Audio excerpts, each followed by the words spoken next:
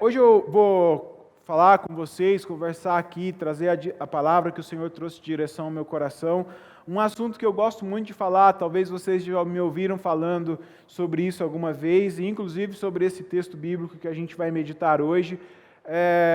Mas é um assunto que eu acredito que é muito relevante. Sempre foi, mas no momento que a gente está vivendo, pós-pandemia, né, se é que a gente pode chamar assim, porque...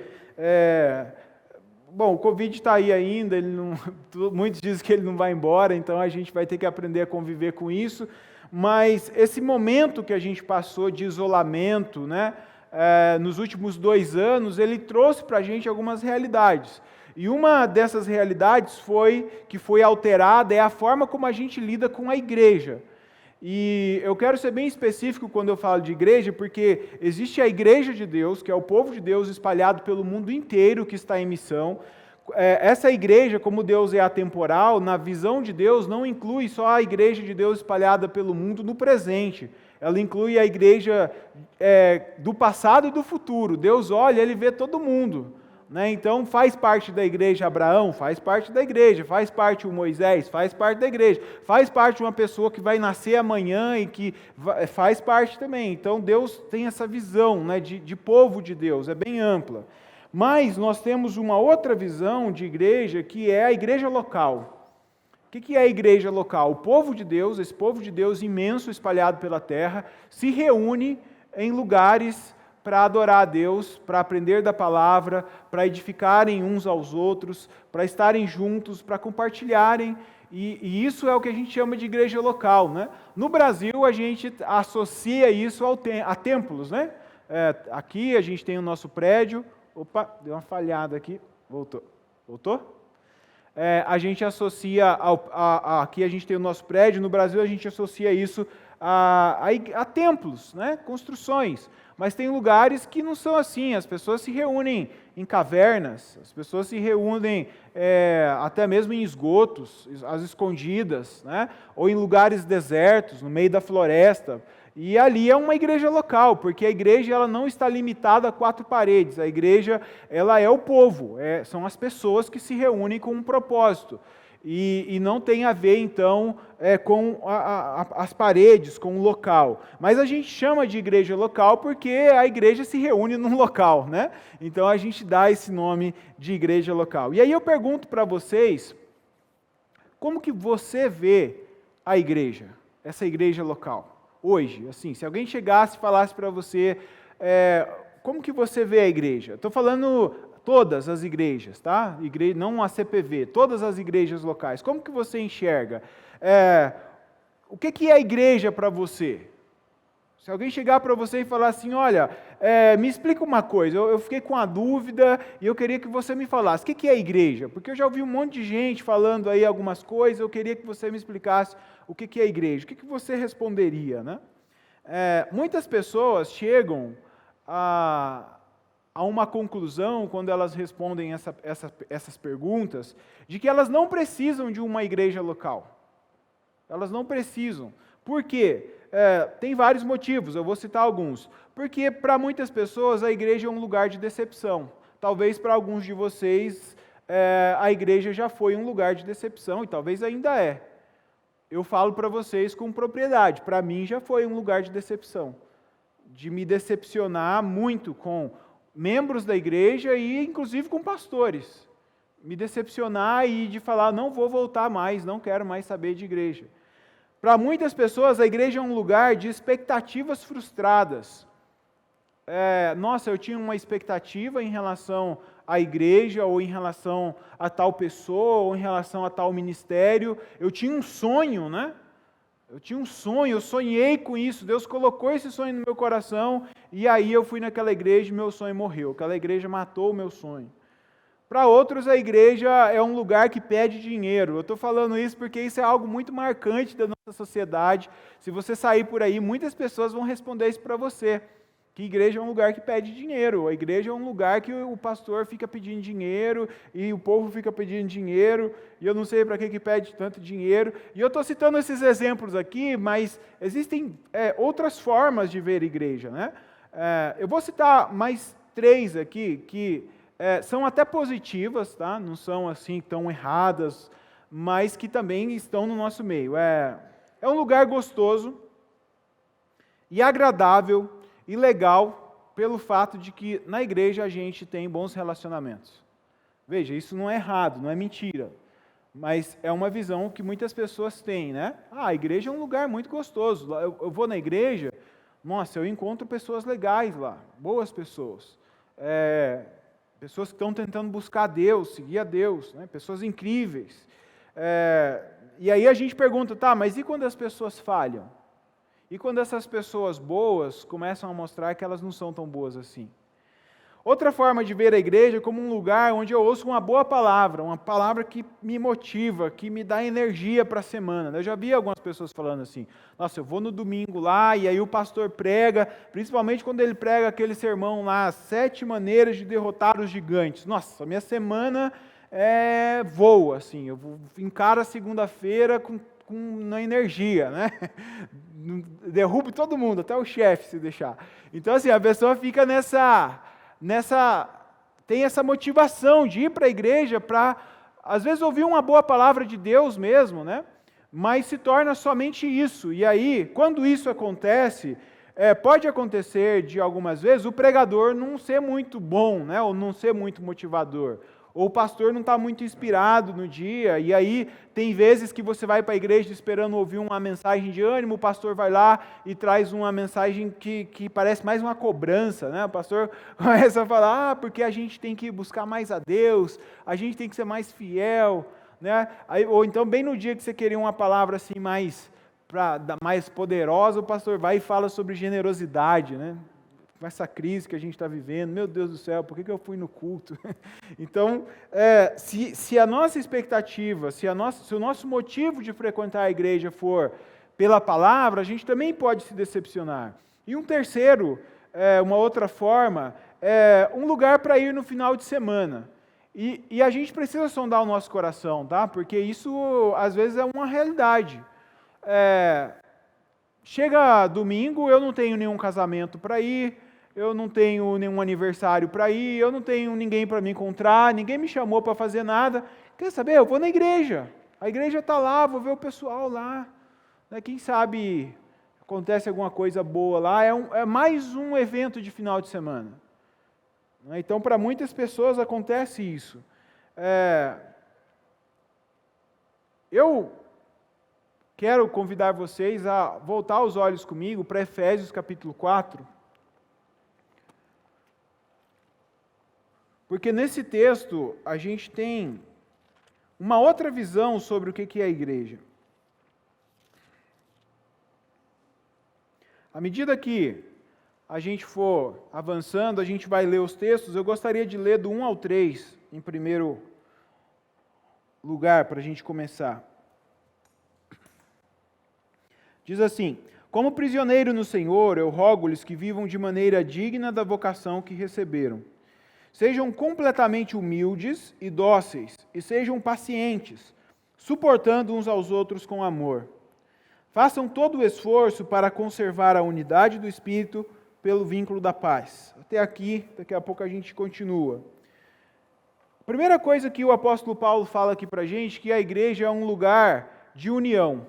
A primeira coisa que ele fala aqui é que a igreja, essa igreja local, esse lugar onde a gente se reúne, é um lugar de conservar a unidade, de preservar a unidade. Eu não sei quantas ilustrações, histórias sobre unidade você já ouviu na sua vida, mas quando alguém fala para mim sobre unidade, a primeira coisa que vem na minha cabeça é a história de um pai que chama os seus filhos, ele tem lá seus muitos filhos. Vou pegar o exemplo do meu avô aqui, era 14, então ele chama os 14, né? Imagina. E aí ele pega um pedacinho de pau, um gravetinho, e ele dá para cada um. E ele vira para eles e fala: quebrem o pauzinho que vocês têm na mão de vocês. E aí todo mundo vai lá, do maior ao menor, né? O maior mais fácil, até o menorzinho que vai lá, escadinha, quebra com um pouquinho de dificuldade, mas consegue quebrar. E aí depois ele vai lá, pega mais 14 gravetinhos, só que agora ele não dá para cada um, ele dá para o menor. E aí o menor não consegue, e aí vai chegando até o último, que com muita dificuldade consegue quebrar aqueles gravetinhos ali. E aí ele vai falar, né, porque todas essas ilustrações têm que ter uma lição, né? Se vocês estiverem separados, vocês vão ser como esse gravetinho, vocês vão quebrar facilmente. Nossa família vai ser facilmente separada, quebrada, mas se vocês estiverem unidos, percebam que é difícil quebrar, é difícil partir no meio. Então vocês vão ser assim, se vocês estiverem unidos, a nossa família vai estar forte, a nossa família não vai se romper, não vai ser qualquer coisa que vai vencer a nossa família, que vai derrotar a nossa família. Isso tem muito a ver com igreja, tem muito a ver com união, com unidade. Então, o apóstolo Paulo ele está falando sobre isso, sobre a gente estar unidos, sobre a gente estar juntos. O próprio Jesus uma vez disse que uma casa, né, pegando essa ilustração da casa, ou um reino que está dividido, ele não prevalece. Imagina bem, se a gente fizer duas alas aqui, né, a ala aqui da minha direita e da minha esquerda, e vocês começarem a brigar entre vocês, não vai prevalecer. Metade vai embora, depois alguns daqui também vão embora, não prevalece. Então, uma casa que se divide entre si, ela não permanece. Ela além de se dividir internamente, quando vier alguém de fora atacar, vai ser muito mais fácil, né? Vai ser muito mais fácil conquistar e derrubar. Talvez você até saiba mais ilustrações, né, melhores do que a minha, né? Porque essa minha é bem antiga, eu ouvi isso quando eu era criança. Mas o ponto que eu quero que vocês gravem aqui por que é tão difícil, né, que a gente reflita sobre isso? Por que é tão difícil, muitas vezes, a gente conservar a unidade dentro da igreja? Por que é tão difícil a gente viver de verdade a unidade dentro da igreja? Dentro do corpo de Cristo? Porque assim, se você chegar para mim e falar, olha, pastor, lá na minha empresa é muito difícil, a gente não se dá bem, eu vou falar, beleza, eu entendo, porque tem pessoas lá que não conhecem a Jesus, né? Então, assim, a gente entende que elas vão ter dificuldade com isso mesmo.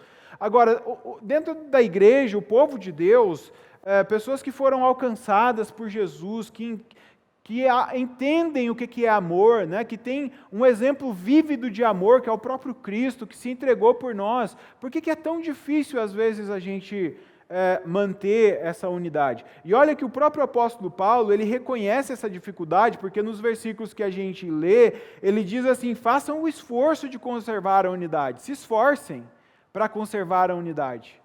Então, a unidade, né, não é uma coisa que ele reconhece que existe essa dificuldade. No versículo 3, façam todo o esforço para conservar a unidade do Espírito pelo vínculo da paz. Então, realmente é algo difícil, mas algo que a gente tem que ter em mente nesse texto, e eu quero chamar a sua atenção para isso, é que a unidade, ela não é algo que a gente precisa criar. Tá? Você não precisa criar a unidade. Porque a unidade, ela é criada pelo Espírito Santo, ela vem do Espírito Santo. Aí, eu sei que vocês não falam, então tá bom, né? Então tá mais tranquilo, não preciso criar a unidade, só preciso preservar, é mais fácil. Só que você vai ver que a responsabilidade é mais forte ainda. E aí o texto fala para a gente que a forma de conservar essa unidade do Espírito é através do vínculo da paz. A figura que o apóstolo Paulo está usando aqui é a figura dos ligamentos do corpo. Toda vez que em Efésios usa esse termo, vínculo, e usa outras vezes, ele está falando de ligamentos do corpo, né?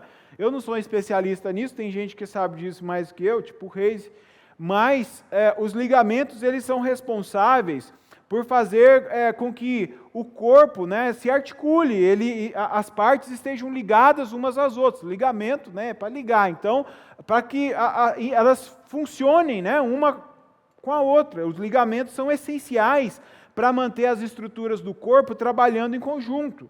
Então, o que mantém o corpo de Cristo trabalhando em conjunto é essa paz que o próprio Espírito gera entre nós. Que o próprio Espírito Santo gera no povo de Deus.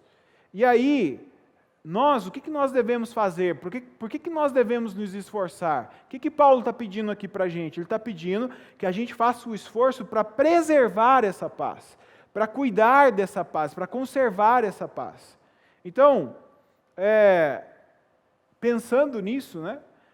Quando que a gente deixa de cuidar e começa a ameaçar essa paz? Porque quando eu ameaço essa paz, primeiro, eu estou atentando contra o Espírito Santo, porque é ele que gera, né? Então pensa, o Espírito Santo vai lá e fala, eu vou gerar paz, aí eu vou e faço alguma coisa lá que começa a ir contra essa paz, desfazer essa paz. Quando eu faço isso, eu estou lutando contra o Espírito Santo, né? Então tem alguma coisa errada. Então veja, nós ameaçamos essa paz dentro da igreja quando falta humildade no nosso coração. Quando a gente deixa de agir com humildade. Quando a gente deixa a soberba tomar conta do nosso coração, a gente dá lugar para o orgulho, e aí por um deslize a gente começa a achar que a gente pode fazer as coisas sozinhos, né? A gente pode viver a vida cristã sozinha.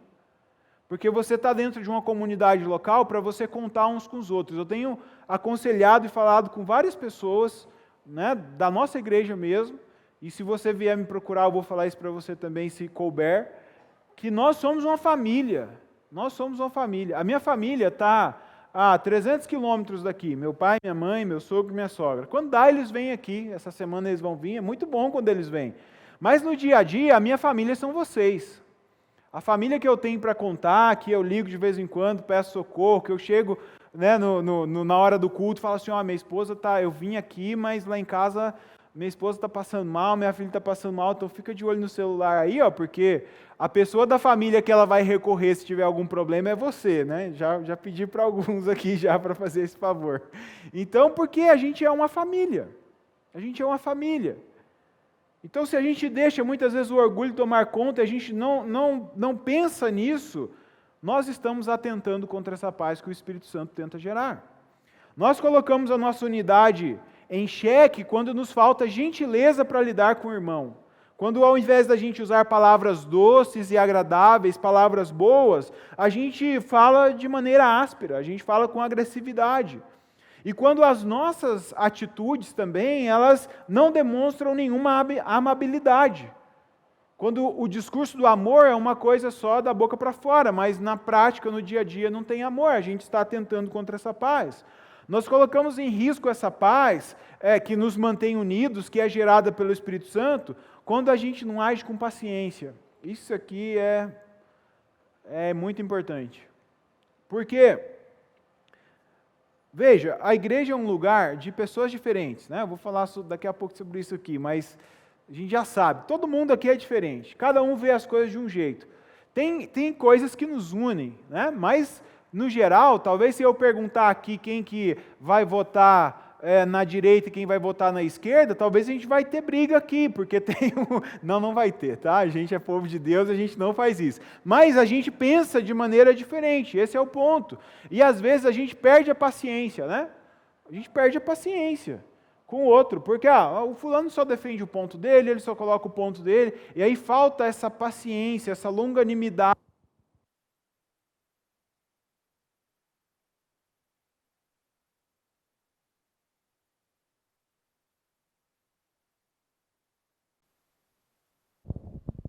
Acho que acabou a bateria.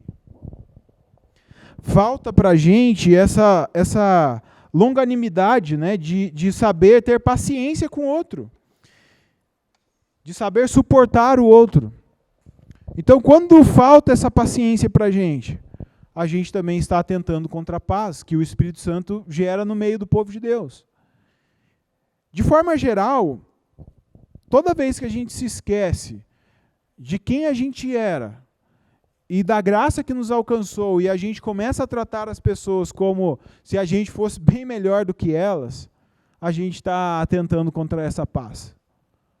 A gente está fazendo isso. Então, o que a gente tem em comum, né? O texto faz isso de maneira magnífica, eu quero chamar a sua atenção para o capítulo 4 a 6, né? A seguir, a gente leu até o 3, diz assim,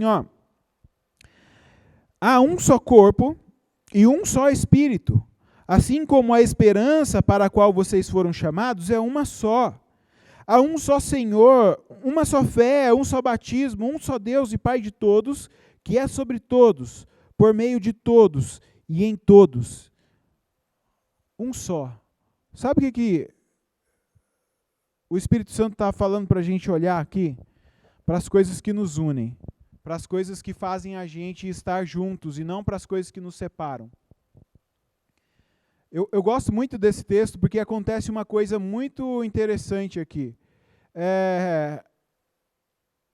Paulo pega a Trindade, você pode observar, porque ele está falando do Espírito, ele está falando de Cristo, o Filho, ele está falando do Pai, e ele entrelaça com as coisas que nós temos em comum. Isso é fantástico, ele faz isso, né?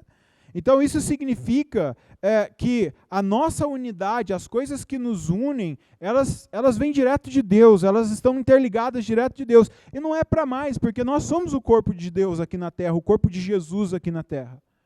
Então, de maneira alguma a gente pode atentar contra essa paz, mas a gente tem que procurar olhar as coisas que nós temos em comum. A coisa que a gente mais tem em comum é que foi a mesma pessoa que se entregou por nós.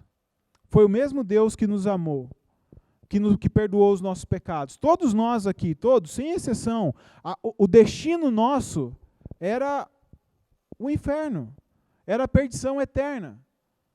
Mas nós fomos alcançados, o nosso destino foi mudado pelo mesmo Deus, e a gente está indo para o mesmo lugar, pela mesma obra na cruz. Nós temos a mesma esperança, é o que o texto fala para a gente.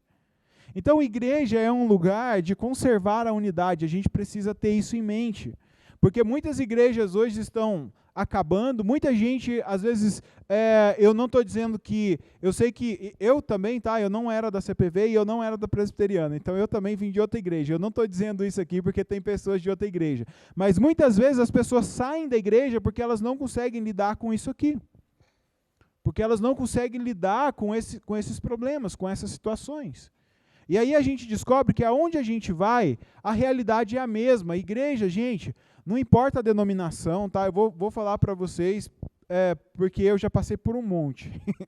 Eu nasci na Assembleia de Deus, depois eu tive a oportunidade de passar pela Vineyard, antes da Vineyard pela Igreja Batista, fiquei um tempo na Igreja Batista. Foram momentos da minha vida, né? Eu fui, alguns por falha. A Igreja Batista, por exemplo, eu saí chateado, magoado com a igreja e com o pastor. Não queria voltar de jeito nenhum. Aí Deus, depois de um tempo, foi lá, me buscou, me trouxe, né, de volta. Então, passei pela Vineyard e passei, né, pela presbiteriana e fiquei. Né? Hoje eu estou na presbiteriana, servindo a Deus, e tem sido maravilhoso. Pelo menos não é a minha intenção sair dessa igreja, porque eu entendi que todo lugar que eu for, eu vou encontrar a mesma situação, não é os mesmos problemas, é a mesma situação. São pessoas que foram alcançadas pela graça, que estão aprendendo a caminhar com Jesus, que não são perfeitas ainda, mas Deus as vê como perfeitas, então elas estão sendo aperfeiçoadas, mas elas de vez em quando elas vão falhar, elas vão errar. De vez em quando eu não vou gostar da forma como elas veem as coisas, mas eu preciso caminhar com elas, porque eu também sou essa pessoa que falha. Eu também sou essa pessoa que muitas vezes a pessoa olha para mim e fala, eu não quero saber de andar com aquele lá não. Você também todos nós somos. Mas a gente vai para o mesmo lugar, e como diziam alguns pregadores mais antigos, lá no céu não vai ter cantinho, tá? Não vai ter um cantinho assim que você vai ficar com a sua panela e vai... Não vai ter, é todo mundo, é o corpo de Jesus. Então, igreja é um lugar onde a gente precisa conservar a unidade, mas a igreja também é um lugar onde a gente precisa valorizar a diversidade. Eu não sei se você já teve o privilégio de ver uma orquestra, né, uma grande orquestra tocando. Eu gosto muito de ver, às vezes eu coloco assim, só para ver, né, a orquestra mesmo. No YouTube tem vários vídeos lá, e aí mostra, né? Hoje a gente tem esse recurso, né? Eu nunca vi ao vivo, um dia eu ainda quero ver. Mas eu me contento com o YouTube. Eu coloco lá e eu fico assistindo, e é muito interessante você ver que existe uma sincronia ali. Existe aquele som maravilhoso, ele é produzido porque cada pessoa toca um instrumento que é diferente, no momento certo e na hora certa, e cada um toca bem tocado, né? Normalmente a gente repara algumas coisas quando a gente vê essa cena da orquestra. A primeira coisa que chama mais a nossa atenção é o quê? O maestro, né, lá na frente, igual um louco lá, né, com aquele pauzinho parecendo um mágico, né? Lá na frente, às vezes sem o pauzinho mesmo, com a mão. É a primeira coisa que chama a atenção. A segunda coisa que chama a atenção é os instrumentos diferentes, né? Alguns enormes, né? Tem um instrumento que chama muita atenção. Eu, quando era criança, era o que mais me chamava a atenção. Eu conheço como tuba. É um instrumento gigante, assim, né? Que é o instrumento um dos mais graves que tem normalmente nas orquestras. Tem outros mais graves, mas é um dos instrumentos mais graves. E eu ficava olhando aquele negócio grande, assim. Quando eu já toquei numa orquestra, e quando eu toquei outro instrumento, né? Eu não falei, esse aí é muito para mim, porque você tem que ter também um pulmão bom, né? Então eu toquei trombone de vara, que é aquele que fica fazendo assim, né? Com a varinha lá.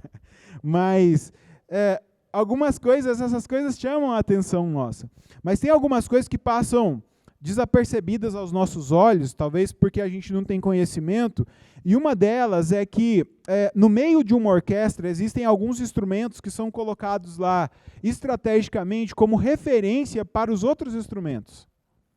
Esses instrumentos eles são colocados lá para conduzir, para não deixar que as pessoas se percam. Então, o maestro está lá na frente dirigindo, mas além do maestro, lá no meio tem pessoas estratégicas que estão ali também conduzindo, ajudando a conduzir aquela obra para que a orquestra não desafine, para que a obra seja perfeita e a música chegue aos nossos ouvidos linda como ela tem que ser.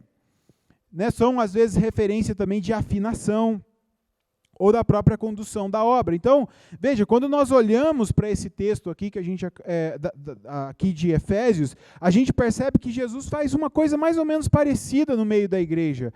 Ele coloca pessoas estratégicas no meio da igreja. Ele é o cabeça, ele é o regente da igreja, ele é o supremo pastor, ele é o que conduz o povo de Deus, esse povo de Deus imenso no mundo. Todos são ovelhas do supremo pastor, que é Jesus Cristo. Mas Jesus tem algumas pessoas estratégicas que ele coloca no meio desse grande povo, e é o que fala os versículos 7 e os versículos 11 a 12. Veja.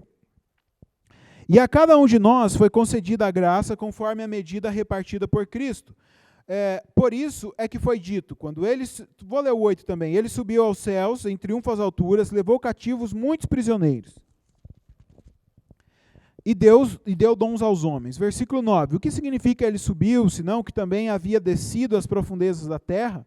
Aquele que desceu é o mesmo que subiu acima de todos os céus, a fim de encher todas as coisas. E ele designou alguns para apóstolos, outros para profetas, outros para evangelistas e outros para pastores e mestres. 12. Com o fim de preparar os santos para a obra do ministério, para que o corpo de Cristo seja edificado. Então veja, Jesus fez a mesma coisa que um bom maestro de uma orquestra faz.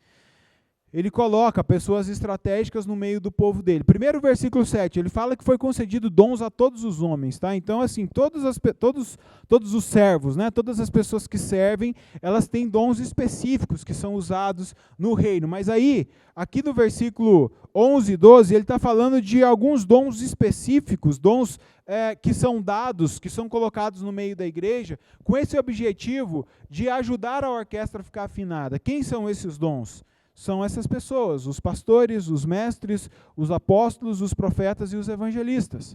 Essas pessoas são colocadas estrategicamente no meio do povo de Deus. Então perceba que todos esses dons que está sendo dito aqui, que Jesus dá para a igreja, eles estão relacionados com o quê? Com o ensino da palavra.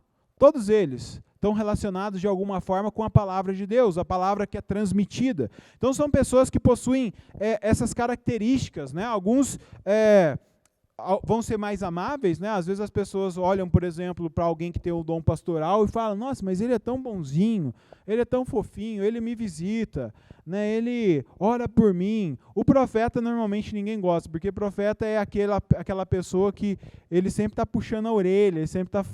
Deus manda, ele tem que obedecer, né? Mas ele sempre está falando, olha, esse caminho aqui não é muito bem o caminho, está errado, a gente tem que ir por esse aqui. né? O profeta normalmente fala assim, a gente pode fazer mais para o Senhor, né? O evangelista, normalmente, todo mundo ama ele, mas não gosta de seguir ele, porque ele está no mundo, pregando o evangelho, ele está evangelizando a todo tempo, né? É muito legal aqui na CPV, porque vocês vão ouvir, normalmente vocês ouvem, né? Todas essas pessoas aqui. E eu vou deixar vocês identificarem, mas normalmente é assim, o mestre é aquela pessoa que quando você ouve uma pregação dela ou você conversa com ela, é uma aula. Você pode pegar uma cadernetinha ali, um caderninho e anotar, né? Então, algumas pessoas falam para mim, né? Nossa, o pastor Ricardo prega, a pregação dele às vezes demora um pouquinho, né? Eu falo assim, para mim eu aprendo muito com a pregação dele. Se você começar a olhar a pregação dele como, ele nem está aqui, né? Estou falando dele, como um aprendizado, gente, você vai aprender demais. Se você anotar tudo que ele fala, eu falo para vocês que eu fiz seminário. Vai ter muita coisa que vocês vão aprender que tem gente lá no seminário que não sabe, tá bom? Porque ele explica, vai lá, ele mostra, é assim e tal. Então, cada um tem a sua característica. Todas essas pessoas, elas foram colocadas por Jesus dentro do corpo, para que o corpo seja edificado, para que o corpo seja capaz de servir, porque é isso que o texto está falando para a gente. A finalidade desses dons é preparar os santos para a obra do ministério, para que o corpo de Cristo seja edificado. Aqui eu preciso falar uma coisa muito importante aqui, porque eu também pensava assim, tá? A gente olha para a igreja, a gente fala assim, bom, quem vai fazer a igreja crescer é o pastor. Quem vai fazer as coisas acontecerem é o pastor e a equipe dele. No máximo, né, saindo fora do pastor, os líderes. Né, tem líderes na igreja, líderes de ministério. Então, essas pessoas são as pessoas que precisam fazer a coisa acontecer. A igreja vai crescer, a igreja vai ser forte, ela vai ser bonita, porque a gente tem um pastor que trabalha. E aí eu vou falar para vocês, o pastor tem que trabalhar mesmo, tá? Porque Jesus é o exemplo de pastor que a gente tem, então a gente tem que imitar ele. Mas o que o texto está dizendo para a gente é que a finalidade desses dons, esses 5 dons, que estão relacionados com a palavra, é para capacitar o corpo.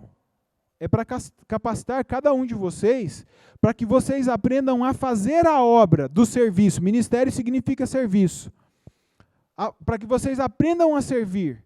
Servir quem? Servir uns aos outros, o texto vai falar isso para a gente, e servir as pessoas de fora com o evangelho, levando para elas o evangelho. Para que o corpo de Cristo seja, aí já mudou a figura, não é mais corpo, agora a figura é de construção, seja edificado.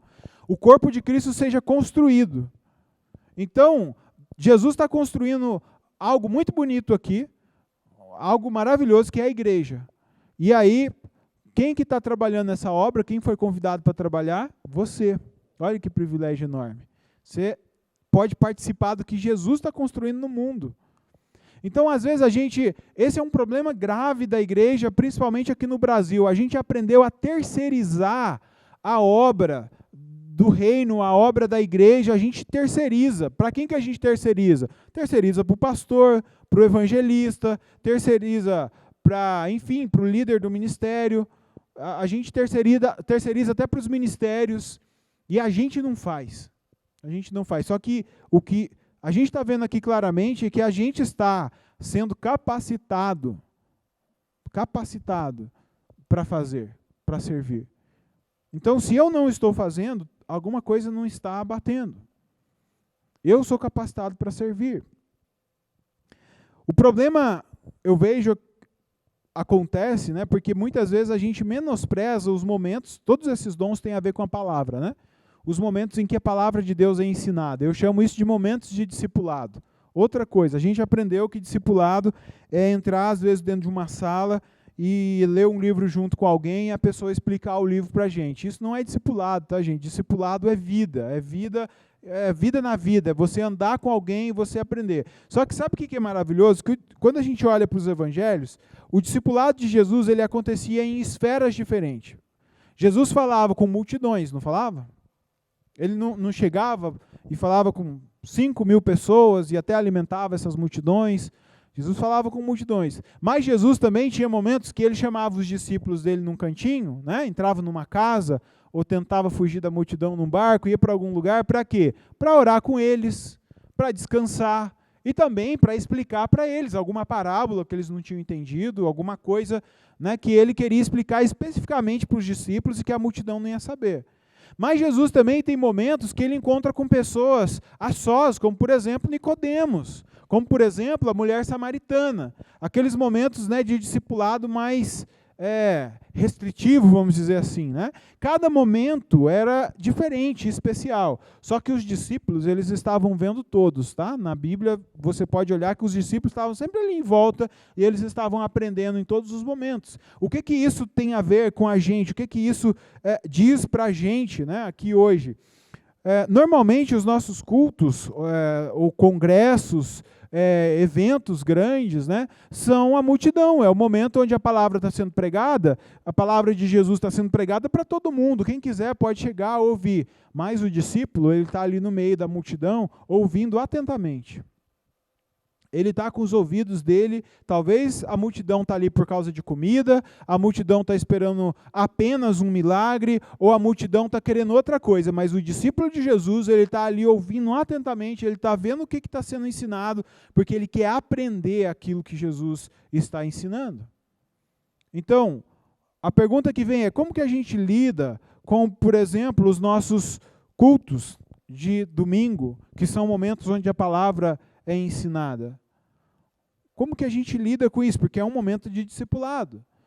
A gente tem momentos de pequenos grupos, né? Na nossa igreja a gente tenta proporcionar isso através da célula, mas a gente também tem alguns grupos de discipulado que se reúnem, algumas pessoas que discipulam outras em grupos, e aí, perceba, é um momento diferente. O que é dito nesses grupos não é dito na multidão, é um momento onde a gente se aprofunda no relacionamento. E aí, como que a gente lida com isso? A gente dá valor para esses momentos? Porque os discípulos de Jesus, eles davam valor para esses momentos. Eu acho que, a gente percebe isso na Bíblia, um dos momentos mais preciosos para eles era quando eles podiam estar em um grupo menor, né, o grupo deles ali, dos 12, às vezes até menos, com Jesus, aprendendo mais a respeito de Jesus. Como que a gente lida com isso? Será que se alguém te chegar e falar assim, olha, vamos fazer um grupo de leitura da palavra durante a semana, ou no final de semana, enfim, vamos ler a palavra junto. Qual que é a sua resposta? Percebe? É por aí que a gente começa a avaliar o nosso interesse pelo que vem de Jesus. E em terceiro lugar, os momentos onde a gente tem essa intimidade com Jesus. Isso tem a ver com a sua vida devocional, tá? O quanto você busca a Deus em casa e a sós. Isso tem a ver com aconselhamento, quando você busca talvez um dos pastores, um presbítero ou um líder, para você ouvir uma palavra específica a um problema. Porque normalmente nos encontros pessoais que Jesus tinha, Jesus ia na veia, né? O negócio era assim, certeiro mesmo. Era para abrir o coração e Jesus ia lá na ferida e curava. Então era assim.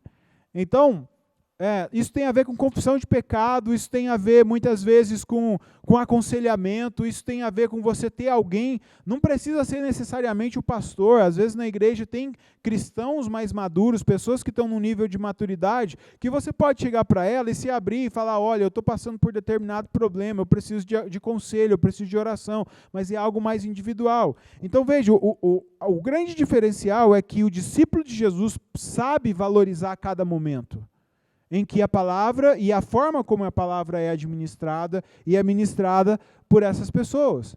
E aí eu já te falo, né, se você tá com um problema que você não consegue resolver, vai numa pessoa que tem o dom de profeta, não porque ele vai ver o seu futuro, porque ele vai falar, a sua vida diante de Deus precisa ser arrumada.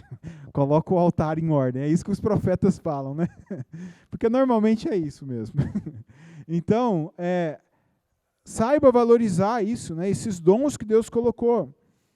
Muitas vezes, com as nossas ações, né, a gente pode estar dizendo para Deus que a gente não precisa desses dons que Ele deu para a igreja.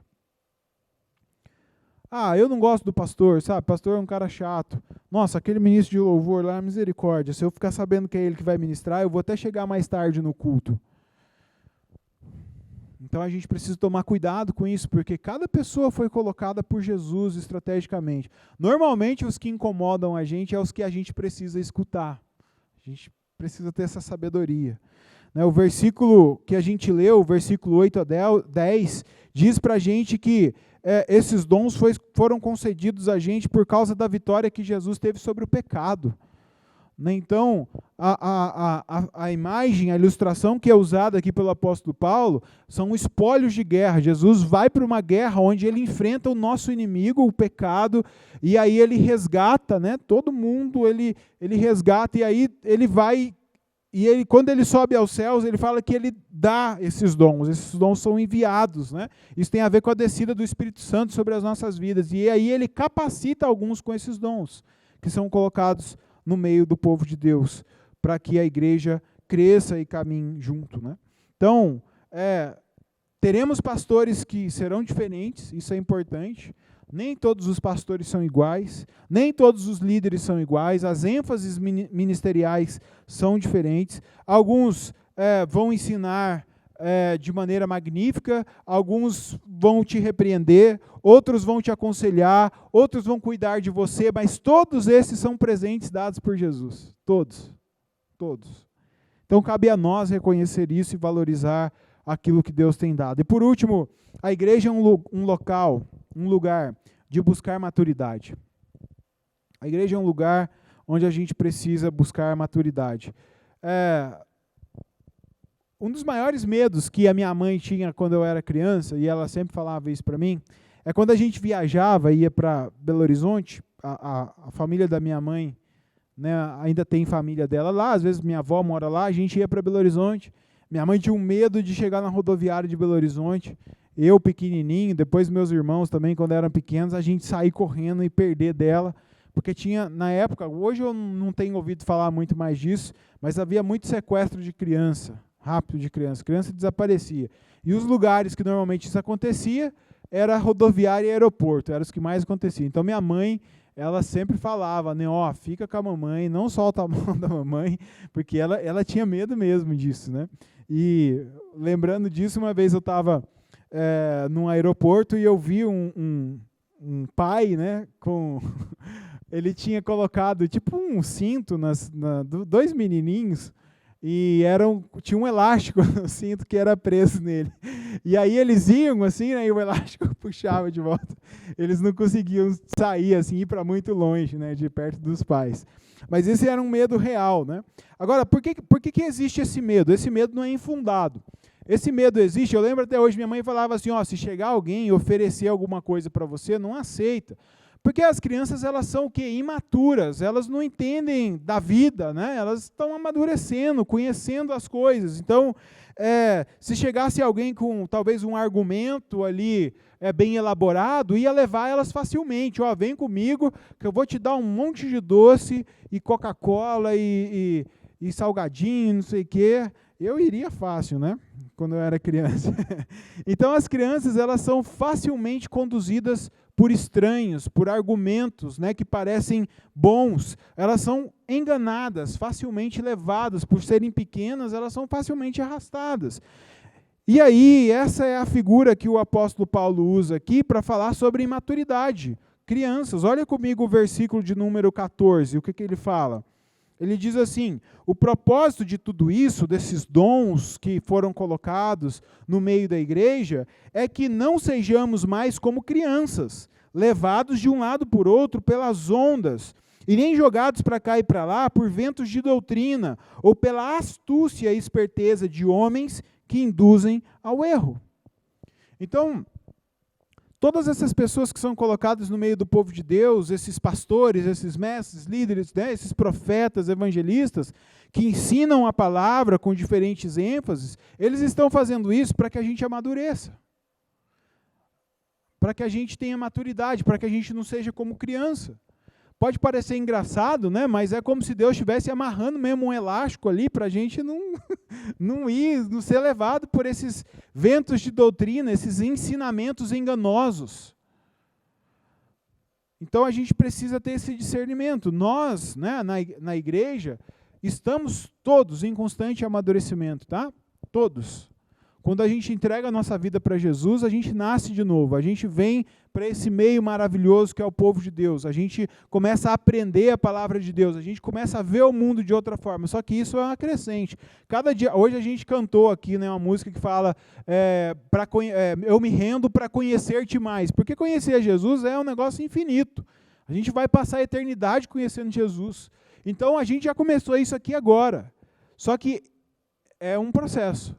E aqui, né, nesse mundo limitado ainda pelo pecado, o negócio é mais devagar ainda. Então, todos nós estamos em amadurecimento. E isso, olha só, não tem a ver somente com o tempo de igreja, tá? Porque tem gente que às vezes está na igreja há 40 anos, mas a maturidade dele é de um bebê ou de uma criança, de um recém-nascido. E tem gente que às vezes chega na igreja em 1, 2 anos, ele amadurece.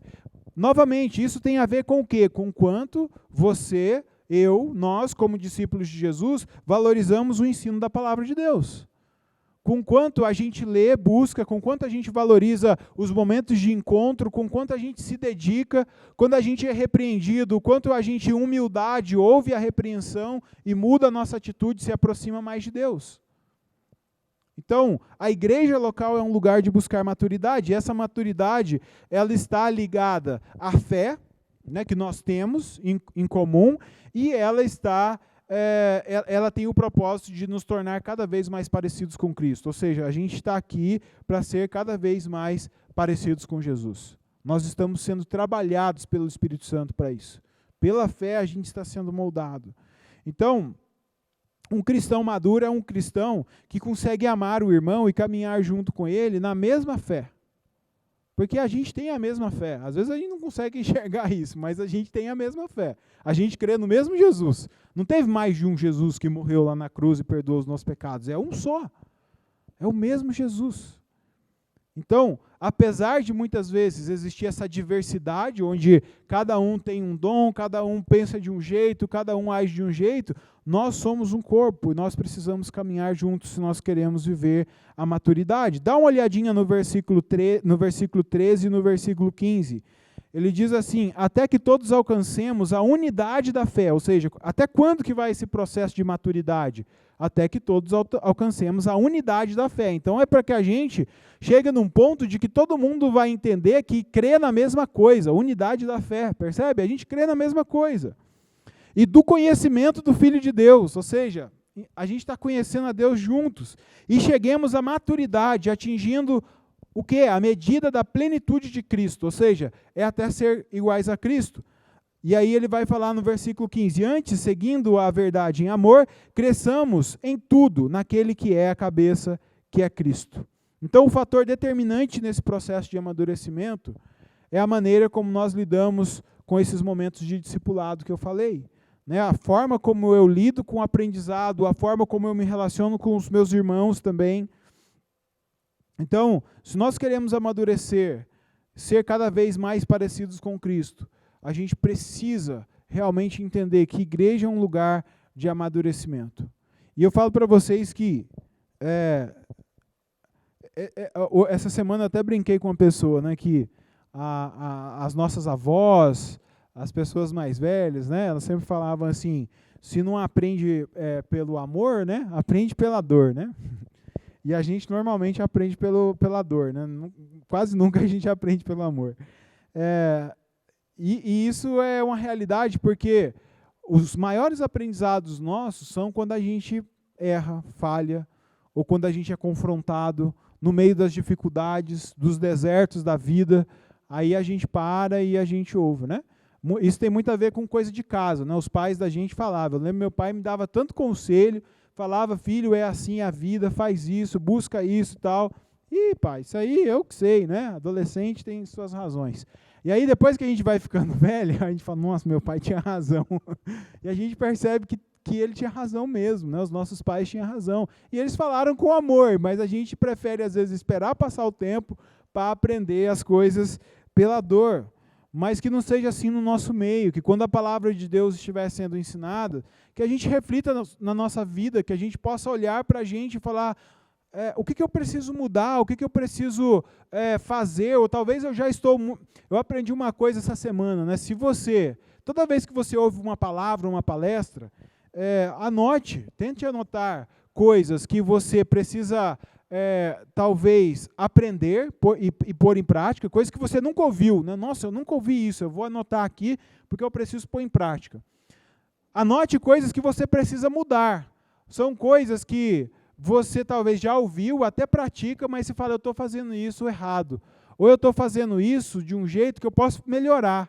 E aí você vai lá, anota e fala, isso aqui é para melhorar. E anote coisas que você precisa ensinar. Por quê? Porque se você já sabe, se você já faz o negócio certinho, é porque você chegou no ponto de ensinar. Você já tem que ensinar. Então, assim você vai abençoar a vida de outras pessoas. Nós precisamos entender isso, gente, que nós estamos no corpo para amadurecer. E também para contribuir com o amadurecimento do outro. E normalmente esses conflitos, esses atritos que existem na igreja, são os momentos que a gente mais cresce, se a gente não fugir deles. Porque quando a gente foge, a gente não cresce, a gente não amadurece. E eu falo para vocês que não existe nenhum outro lugar no mundo que proporcione para você um amadurecimento como você vai ter na igreja. Não existe. Primeiro, porque aqui você tem a palavra de Deus que está sendo ministrada para você. Segundo, porque você caminha com pessoas que querem o mesmo objetivo que você. E terceiro, porque as pessoas lá fora, elas não vão ter paciência, amor, o Espírito Santo falando no coração delas, pega leve, ora por ele, né? Que às vezes a gente fica com raiva, fica magoado, aí o Espírito Santo vem, trabalha no nosso coração, aí daqui a pouco o irmão vem pede perdão, né? Aquela cena bonita, aquela coisa gostosa. Isso é coisa... Pode acontecer lá fora? Pode, por graça comum de Deus, que às vezes ele faz umas coisas lá que são daqui. Mas esse é o padrão normal da igreja. Na igreja tem que ser assim. Né? Então, igreja é esse lugar onde a gente deve preservar a unidade do Espírito, valorizar a diversidade, né? E dar valor à maturidade, procurar cada vez mais ceder a essa maturidade. E eu quero ler, finalmente, o versículo 16, que diz assim, dele, de Cristo, todo o corpo, ajustado e unido, pelo auxílio de todas as juntas. Olha só que versículo interessante. Cresce e edifica-se a si mesmo em amor, na medida em que cada um realiza a sua função. Então, eu vou até ler de novo. O corpo de Jesus, ajustado e unido pelo auxílio de todas as juntas que estão vivendo com essa paz que é produzida pelo Espírito Santo, cresce e edifica-se a si mesmo em amor, cada um edifica o outro, cada um está construindo na vida do outro, está contribuindo para essa maturidade do outro, na medida em que cada um realiza a sua função, cada um faz a sua parte, cada um contribui, e assim a gente vai crescendo, a gente vai se desenvolvendo, para que a Igreja de Cristo seja uma bênção não só nas nossas vidas, mas na vida daquelas pessoas que ainda precisam ouvir o Evangelho e elas precisam aprender a respeito de Jesus. Eu quero chamar o pessoal aqui na frente, mais uma vez, para louvar o Senhor. Ninguém sabia que eu ia falar sobre isso, mas a primeira música que a gente cantou tem muito a ver com isso, né? Porque ela fala, inclusive, desse negócio de estar na igreja, né? de buscar a Deus, de onde vem o amor, tem tudo a ver. Então a gente vai louvar o Senhor com essa música mais uma vez, mas eu quero orar por você. Pai, nós nos colocamos diante de Ti, Pai, porque a verdade é que a igreja do Senhor é uma bênção em nossas vidas, é um privilégio enorme fazermos parte, ó Deus, do Teu corpo aqui na terra, porque é no Teu corpo que o Senhor manifesta, ó Deus, a Tua bênção, a Tua graça. É através de nós, ó Deus, que o Senhor está alcançando um número cada vez maior de pessoas, que o Senhor está salvando vidas, gerando transformação. Abre os nossos olhos, Pai, para que a gente aprenda a dar valor à igreja, para que a gente aprenda a amar a igreja, Deus, para que a gente aprenda a valorizar, ó Deus, o que a gente tem. Se há alguém aqui, ó Deus, que em algum momento ficou magoado, guardou alguma mágoa, alguma tristeza no coração em relação à Tua igreja, eu peço que nesse momento, Pai, o Senhor ajude, ó Deus, e traga cura, traga, ó Deus, reconciliação no coração, que tudo fique bem, Pai. Muda a nossa visão, a nossa forma de enxergar o Teu corpo aqui nesse mundo, porque é através da tua noiva que o Senhor está agindo, Deus. Nós somos o teu corpo, nós somos a tua noiva. Em nome de Jesus, Pai. Amém, Senhor.